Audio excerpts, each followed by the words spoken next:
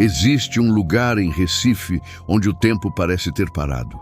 Um lugar cercado por histórias tão antigas que ninguém consegue mais dizer onde termina a realidade e onde começa a lenda. Entre os ventos que atravessam os manguezais e as sombras que se acumulam depois do pôr do sol, ergue-se a Cruz do Patrão.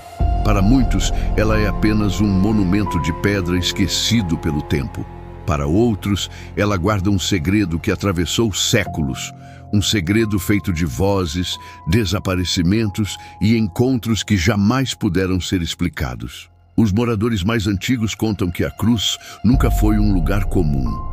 Desde os tempos coloniais, viajantes evitavam permanecer próximos dali durante a madrugada. Diziam que algo observava da escuridão, algo paciente, algo que esperava.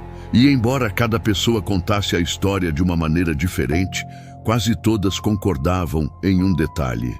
Em determinadas noites, era possível ouvir uma voz chamando pelo nome de quem estivesse sozinho. Foi no final do século XIX que surgiu um dos relatos mais conhecidos ligados à Cruz do Patrão. O protagonista dessa história era um jovem chamado Miguel. Filho de um comerciante respeitado, Miguel tinha fama de não acreditar em lendas. Enquanto muitos moradores evitavam certos caminhos durante a noite, ele ria das histórias e dizia que o medo fazia as pessoas enxergarem coisas que não existiam.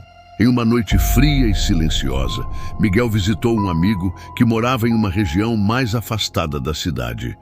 A conversa se estendeu até tarde. Quando decidiu voltar para casa, os moradores que ainda estavam acordados tentaram convencê-lo a esperar o amanhecer. Falaram sobre a Cruz do Patrão, falaram sobre vozes misteriosas, falaram sobre pessoas que juravam ter visto figuras caminhando entre a névoa. Miguel ouviu tudo com um sorriso e agradeceu os conselhos. Depois, seguiu sozinho pela estrada. O caminho estava deserto. A lua permanecia escondida atrás das nuvens e o vento soprava lentamente vindo dos manguezais. Durante vários minutos, tudo o que Miguel ouviu foi o som dos próprios passos. Então, algo aconteceu. Uma voz chamou seu nome. Foi um som tão baixo que ele chegou a acreditar que tinha imaginado. Parou imediatamente e olhou para trás. Não havia ninguém, nenhuma pessoa, nenhum movimento, apenas a escuridão. Miguel continuou andando. Pouco tempo depois, ouviu novamente. Desta vez mais claramente, Miguel. A voz parecia vir de algum lugar além da estrada. Um arrepio percorreu sua espinha. Ainda assim, continuou caminhando convencido de que existia uma explicação racional para aquilo. Então a voz surgiu pela terceira vez, mais próxima, mais nítida, mais real. Agora parecia estar atrás dele. Seu coração acelerou. Pela primeira vez naquela noite, sentiu medo. Ao longe, a silhueta da Cruz do Patrão começou a surgir através da névoa. A antiga estrutura de pedra parecia ainda maior envolta pela escuridão. Quanto mais se aproximava, mais estranha a paisagem parecia ficar. O vento diminuía, os sons desapareciam. Até mesmo os insetos pareciam ter abandonado aquele lugar. Quando finalmente chegou perto da cruz, percebeu algo que fez seu corpo congelar. Havia pessoas ao redor do monumento, ou pelo menos pareciam pessoas. Figuras imóveis, silenciosas, paradas entre a névoa. Miguel tentou enxergar seus rostos, mas não conseguiu. As sombras escondiam todos os detalhes. Piscou algumas vezes, acreditando estar cansado. Quando abriu os olhos novamente, as figuras haviam desaparecido. A cruz permanecia sozinha, imóvel, silenciosa, observando. Então a voz voltou. Mas desta vez, algo era diferente. Miguel reconheceu quem estava chamando. Era sua mãe. A mesma voz, o mesmo tom, a mesma forma carinhosa com que o chamava quando era criança. O problema era que sua mãe havia morrido muitos anos antes. O sangue pareceu congelar em suas veias. A voz repetiu seu nome, mais suave, mais próxima, mais familiar. Por um instante, Miguel sentiu vontade de seguir aquele chamado.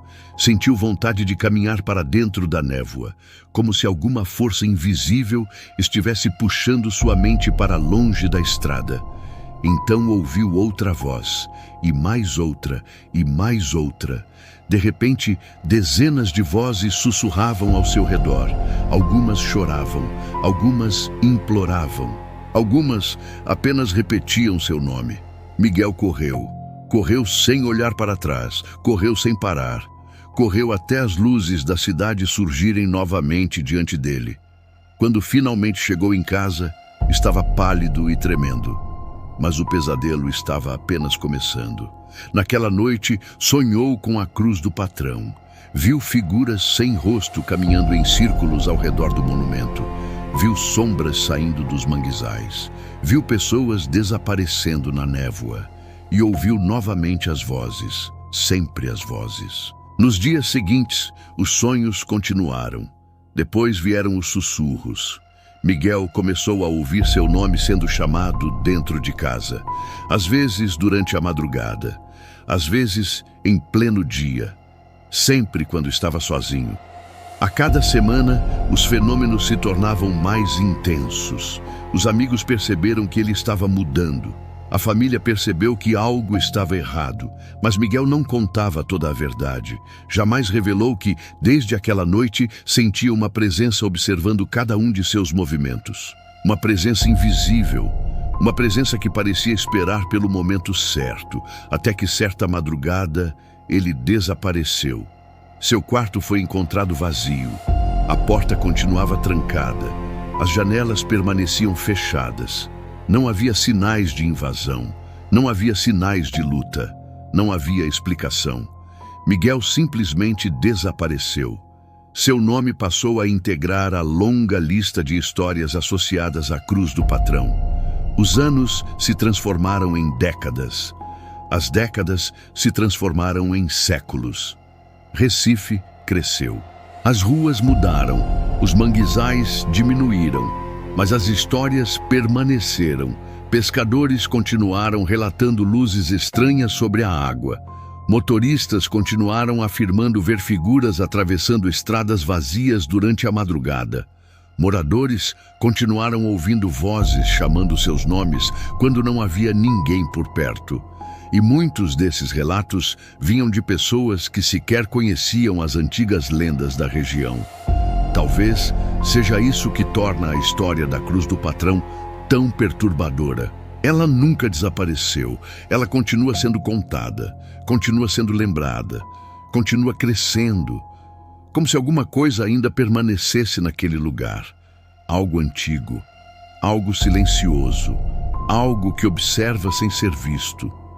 Talvez nunca descubramos o que realmente aconteceu ali. Talvez as histórias sejam apenas fruto da imaginação humana. Talvez o medo tenha transformado coincidências em lendas.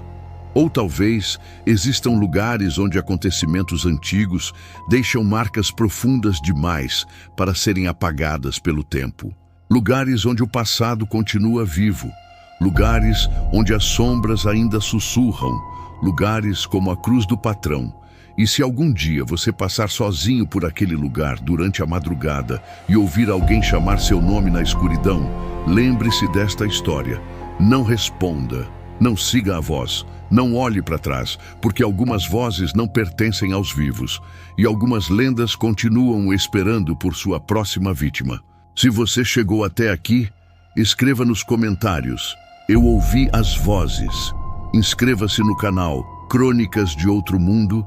Ative o sino das notificações e compartilhe este relato com outros exploradores do desconhecido, porque ainda existem muitos mistérios escondidos entre a realidade e o impossível. E em nosso próximo encontro, vamos abrir mais uma porta para os segredos que habitam as sombras. Até a próxima noite.